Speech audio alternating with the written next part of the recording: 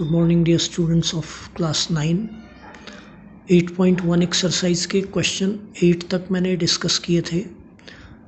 आज 8.1 एक्सरसाइज के 2-3 बड़े क्वेश्चंस करा रहा हूँ।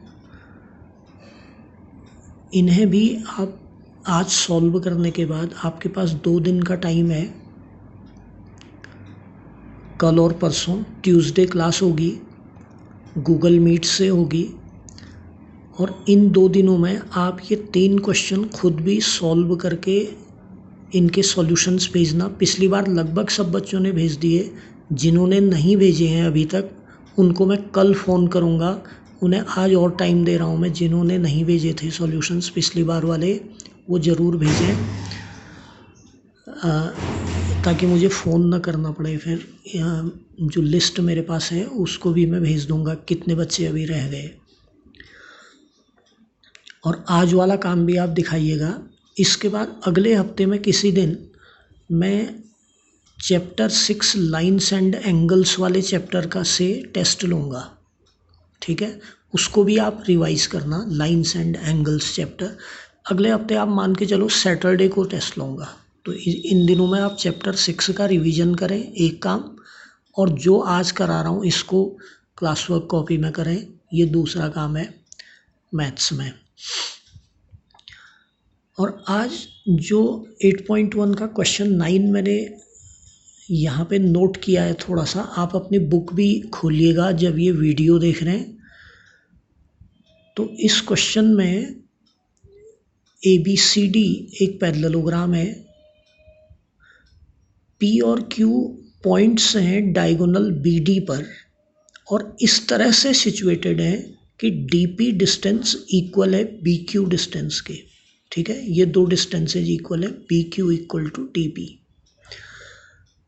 ये गिवन फैक्ट है यहाँ पे जो मैंने लिखा है, ये गिवन हेडिंग में आप इतनी बात लिखेंगे,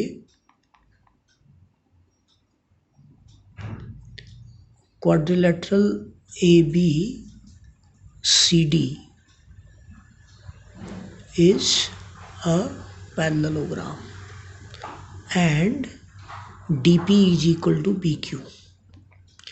और ये सब टू प्रूव हेडिंग है, यहाँ से आगे to prove.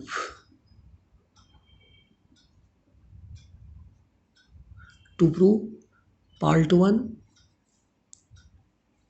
Triangle APD congruent this, part 2 this, part 3 this, part 4।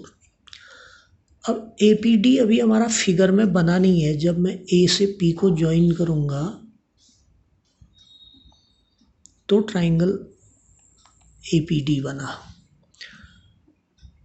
इस कॉन्ग्रुएंट टू ट्राइंगल CBQ, अब ये CBQ बनेगा जब मैं इसे ड्रॉ कर दूंगा। तो ये 2 ट्राइंगल कॉन्ग्रुएंट प्रूव करने हैं। कौन 2? जिनमें मैं हल्की लाइनिंग कर रहा हूँ। अब ये ट्राइंगल, इसके कॉन्ग्रुएंट प्रूव होना है, ठीक है। अब ट्राइंगल कॉन्ग्रुएंट प्रूव करना बेसिकली कॉन्ग्रुएंस का है। तो इन 2 ट्राइंगल के क्या क्या पार्ट इक्वल हैं ये आपने देखना है पहले। तो AD साइड इक्वल है BC साइड के, ऑपोजिट साइड्स हैं। और DP is equal to BQ, ये क्वेश्चन ही बता रहा है हमें। गिवन हेडिंग में आपने देखा होगा DP is equal to BQ, question ने कह दिया। और ये हमें खुद सोचना पड़ेगा कि ये जो एंगल है, क्या नाम पड़ेगा इसका, एंगल CBQ। ये एंगल इक्वल होगा एंगल ADP के, एंगल ADP के। तो इस ट्राइंगल ADP की ये 2 साइड, DP और DA साइड इक्वल हैं BQ और BC साइड के। DP BQ के इक्वल, DA BC के इक्वल, ठीक। और जो ये 2 साइड, जिन 2 साइड के इक्वल है उनके बीच का एंगल बीच के एंगल के इक्वल है, इसलिए कॉन्ग्रुएंट हो गए SAS रूल से। अब इक्वल क्यों है उसका रीजन भी आप लिखेंगे। AD is equal to BC, opposite sides of parallelogram. DP is equal to BQ given, angle D angle A D P equal to angle C B Q alternate interior angles, क्योंकि A D और B C parallel है तो ये parallel congruent prove हो जाएंगे। ठीक है, अब जब ये ट्राइंगल कॉन्ग्रुएंट प्रूव हो जाएंगे तो A P is equal to C Q आ जाएगा by C P C T, क्योंकि जब ये दो ट्राइंगल कॉन्ग्रुएंट प्रूव हो चुके होंगे तो दो ट्राइंगल कॉन्ग्रुएंट हैं तो इस ट्राइंगल का हर पार्ट दूसरे ट्राइंगल में अपने करस्पॉन्डिंग पार्ट के इक्वल होगा, A P is equal to C Q हो जाएगा, तो ये सी पी सी टी से आ जाएगा। फिर उसी तरह से ट्राइंगल ए क्यू बी, अब ये ए क्यू बी बन रहा है, थोड़ा पहचान अलग करने के लिए मैं इसे डॉटेड लाइन से ड्रॉ कर रहा हूँ। ये डॉटेड लाइन वाला ट्राइंगल ए क्यू बी को कॉन्ग्रुएंट प्रूव करना है सी पी डी के। ये भी उसी ढंग से होगा जैसे ये दो ट्राइंगल हुए थे कॉन्ग्रुएंट, वैसे ये दो होंगे। इनमें A B is equal to D C opposite sides हैं और B Q is equal to D P question ने बताया हुआ है, और ये जो एंगल है ये इक्वल हो जाएगा इसके ऑल्टरनेट इंटीरियर एंगल होने से, क्योंकि ये दो भी पैरेलल हैं। जैसे ये दो एंगल ऑल्टरनेट इंटीरियर एंगल होने से इक्वल थे इनके पैरेलल होने के कारण, और इनके पैरेलल होने के कारण ये एंगल इक्वल हो जाएंगे। तो उसी ढंग से पार्ट 3 हो जाएगा। फिर पार्ट 3 जब प्रूव होगा तो A Q equal to C P आ जाएगा by C P C T. उसके बाद पार्ट 2 और पार्ट 4 को जब आप एक साथ लोगे, पार्ट 4 से कन्फर्म हो रहा है A P is equal to C Q, और पार्ट 2 से कन्फर्म हो रहा है A P equal to C Q, part 4 में प्रूव हो रहा है A Q equal to C P. तो जो बीच में क्वाड्रिलेटरल बन रहा है जिस पे मेरी पेन की टिप चल रही है लगातार, इस क्वाड्रिलेटरल की ये दो साइड इक्वल हैं, पार्ट 2 में प्रूव हुआ, ये दो साइड इक्वल हैं, पार्ट 4 में प्रूव हुआ। अब जब ऑपोजिट साइड इक्वल हैं तो क्वाड्रिलेटरल पैरेललोग्राम होता है। कोई क्वाड्रिलेटरल पैरेललोग्राम माना जाएगा अगर उसकी ऑपोजिट साइड्स इक्वल हो। ठीक है, तो ये इसका प्रूफ मैंने पहले जनरल बता दिया। अब इसको लिखने का काम आप कर लेना। ठीक है, अगर वीडियो लंबा नहीं हुआ तो थोड़ी देर बाद मैं लिखूंगा, पहले मैं समझा देता हूँ हर क्वेश्चन को। उसके बाद आप आइए क्वेश्चन 10 में। क्वेश्चन 10 भी मैंने लिखा नहीं है, आपके पास बुक होगी आप उसमें देखिए, इधर मैं समझा रहा हूँ। जब आप इसका गिवन हेडिंग लिखेंगे क्वेश्चन 10 के लिए, given quadrilateral ABCD is a parallelogram। ठीक है, ABCD पैरेललोग्राम है, क्वेश्चन बता रहा है AP एंड CQ, ये पॉइंट Q है, तो AP is perpendicular to BD and CQ is also perpendicular to BD। तो पॉइंट A से और पॉइंट C से डायगोनल BD पर परपेंडिकुलर ड्रॉ किए गए हैं। ठीक है, और तुमने ये प्रूव करना है, ये to prove heading part 1 and 2, ये दो बातें तुमने प्रूव करनी है। फिर से ट्राइंगल कॉन्ग्रुएंट प्रूव करना है, और एक बार ट्राइंगल कॉन्ग्रुएंट प्रूव हो गए तो ये दो चीज़ें खुद ही आ जाएंगी। A P equal to C Q तो सी पी सी टी से आ जाएगा। फिर तुमने समझ लोगे मेन काम आपका ही इसको कॉन्ग्रुएंट प्रूव करना है। जैसे ही ये कॉन्ग्रुएंट प्रूव होंगे फिर हम लिखेंगे therefore A P equal to C Q by C P C T. अब कॉन्ग्रुएंट कैसे प्रूव होंगे, ये आप प्रूफ गिवन हो गया टू प्रूफ। फिर प्रूफ जब आप लिखेंगे तो in triangle A P B and triangle triangle C Q T, मतलब अब हमें लिस्ट बनानी है ए पी बी का कौन कौन पार्ट सी क्यू डी के किस किस पार्ट के इक्वल है।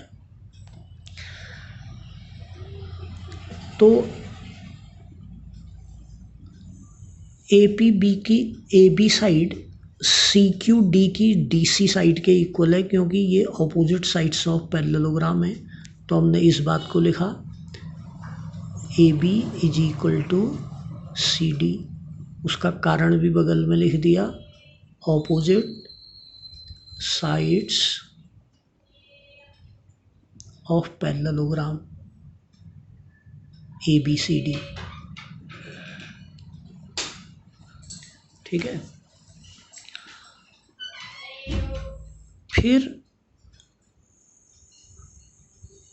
ए पी बी का एंगल पी देखिए, angle P equal to C Q D का, ये पॉइंट क्यू है, ज़रा कम दिखाई पड़ रहा है, क्यू पॉइंट।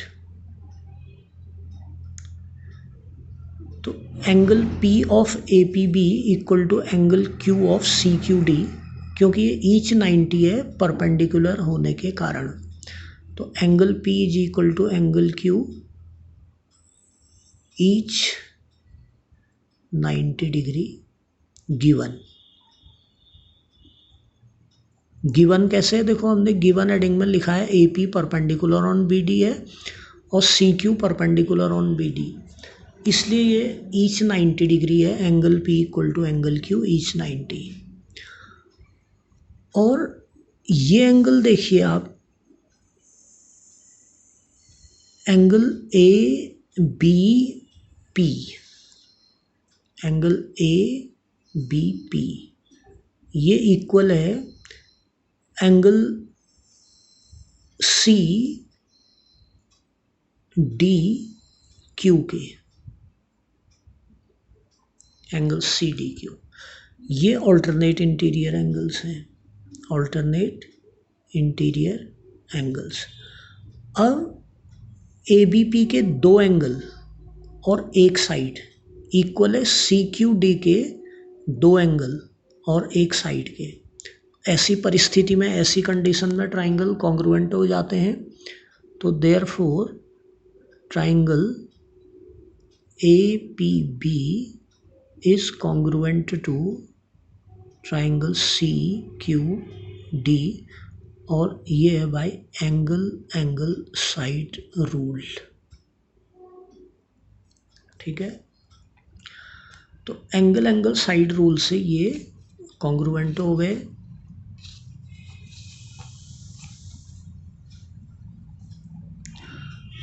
ये पार्ट 1 हो गया।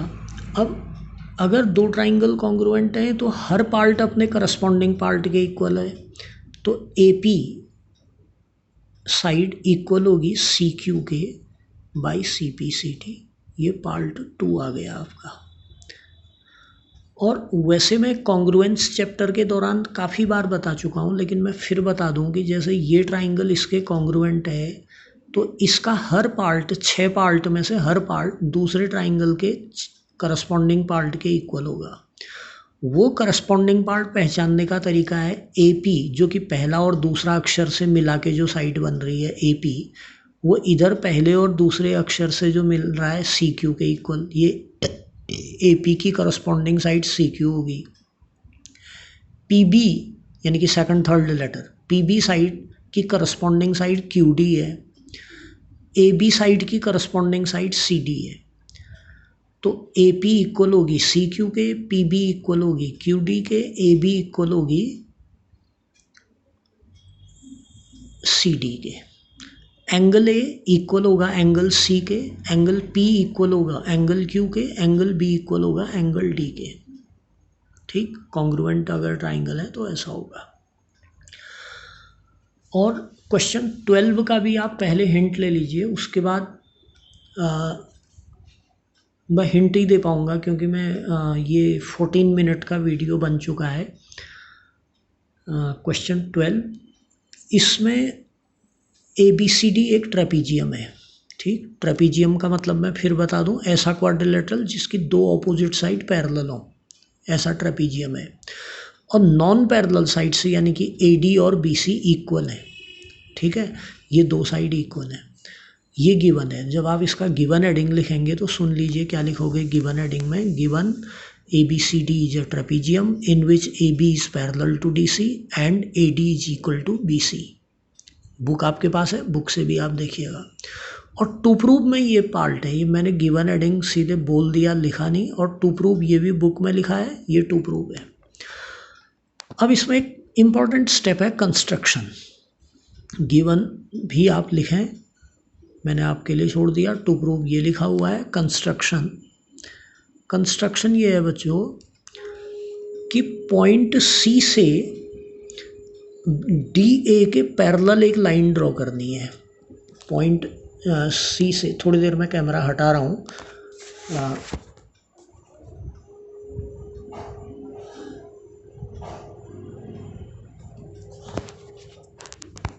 ये मैंने लाइन ड्रॉ की, पॉइंट सी से बी ए के पैरेलल है ये लाइन, डी ए के पैरेलल, डी ए के पैरेलल पॉइंट सी से एक लाइन ड्रॉ की और ए बी को प्रोड्यूस करना है। प्रोड्यूस मतलब सीधे आगे बढ़ाना है, to meet it at E. ये कंस्ट्रक्शन है। Draw C E parallel D A meeting A B produced at E. ये प्रोड्यूस किया। उसके बाद प्रूफ देखिए,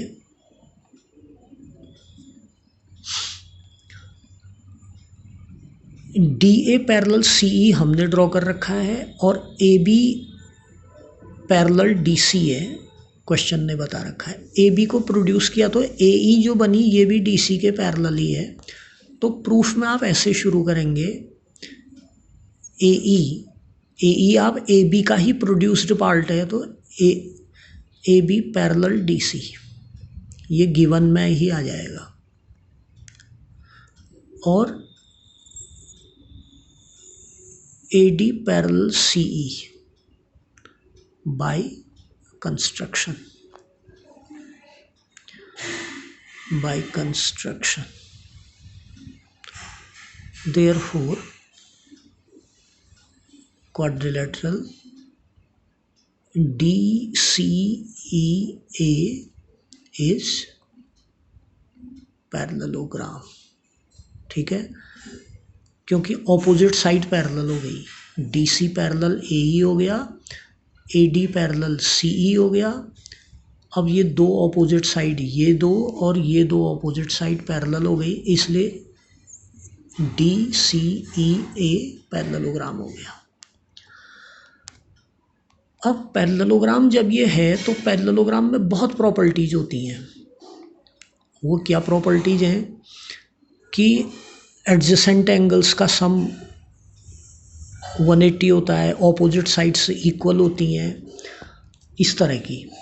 तो इस समय ये जो AD है ये CE के इक्वल होगा। ठीक है, opposite sides of parallelogram AD equal to CE, therefore AD is equal to CE। उसका कारण है ऑपोजिट साइड्स ऑफ पैरेललोग्राम, ये उसका कारण है। Also AD is equal to BC given. ठीक, therefore CE is equal to BC। Therefore क्यों? CE और BC दोनों के दोनों AD के इक्वल हैं, का मतलब आपस में इक्वल है। अब इस बात को फिगर में देखो आपके कौन इक्वल है। BC इक्वल टू CE है, ये दो इक्वल हैं। इस ट्राइंगल की दो साइड इक्वल हैं, तो ये दो एंगल इक्वल होंगे। एक ये वाला एंगल जिसको मैं 1 कह रहा हूँ, ये 2, इसको 2 कह देता हूँ मैं, और ये एंगल 3 कह देता हूँ, और चलो इसको एंगल A कह लेंगे। इनका मैंने नंबरिंग इसलिए की क्योंकि इसमें मैं या तो फुल नेम लिखना पड़ेगा हमें, या मैंने नंबरिंग कर दी। तो और एंगल E की भी नंबरिंग की ज़रूरत नहीं थी। खैर, angle 1 is equal to angle 3 होगा। अब एंगल्स ऑपोजिट इक्वल साइड्स, दोबारा समझिए मैं क्या बात कह रहा हूँ कि जब ट्राइंगल बी सी ई की दो साइड इक्वल हो गई तो फिर दो एंगल भी इक्वल होंगे। वो दो एंगल हैं एंगल नंबर 1 और एंगल 3, ठीक है। उसके अलावा किसी पैरेललोग्राम के एडजेसेंट एंगल्स का सम 180 होता है। अलग फिगर में देखिए, अगर जैसे ये एक पैरेललोग्राम है तो ये एडजेसेंट एंगल का सम 180 होता है, किन्हीं भी दो एडजेसेंट एंगल्स का सम। तो यहाँ पर वो दो एडजेसेंट एंगल्स कौन है, एंगल ए है और एंगल 3 है, जो कि एंगल ई है। इनफैक्ट मैंने नंबर डाल दिया। तो angle A plus angle 3 equal to 180 degree है।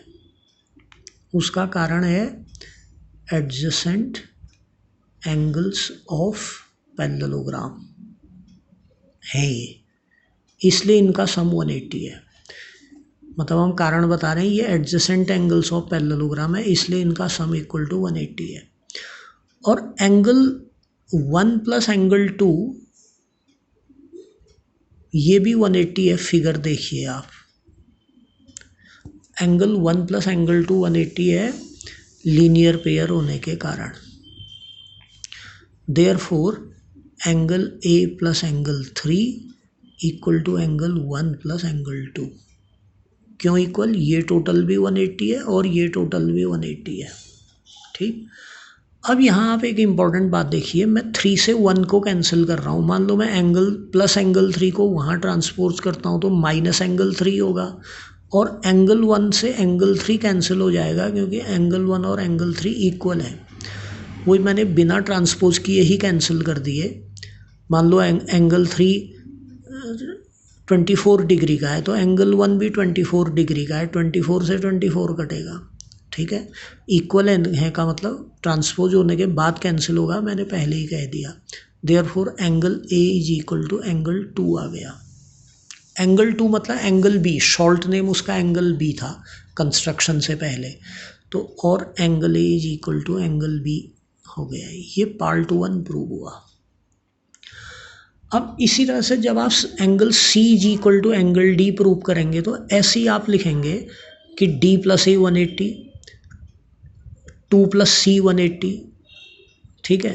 फिर तीसरी लाइन लिखेंगे, मैं सीधे तीसरी लाइन लिख रहा हूँ अब, angle D plus angle A is equal to 180 लिखता मैं, ठीक है। एंगल 2 प्लस एंगल सी ये भी मैं 180 लिखता।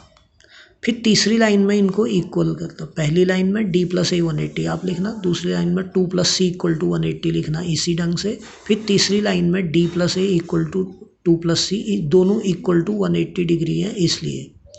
और 180 इसलिए है कि ट्रेपीजियम में भी एडजेसेंट एंगल्स जो पैरेलल लाइन के साथ अटैच्ड एडजेसेंट एंगल्स हैं उनका सम 180 होता है।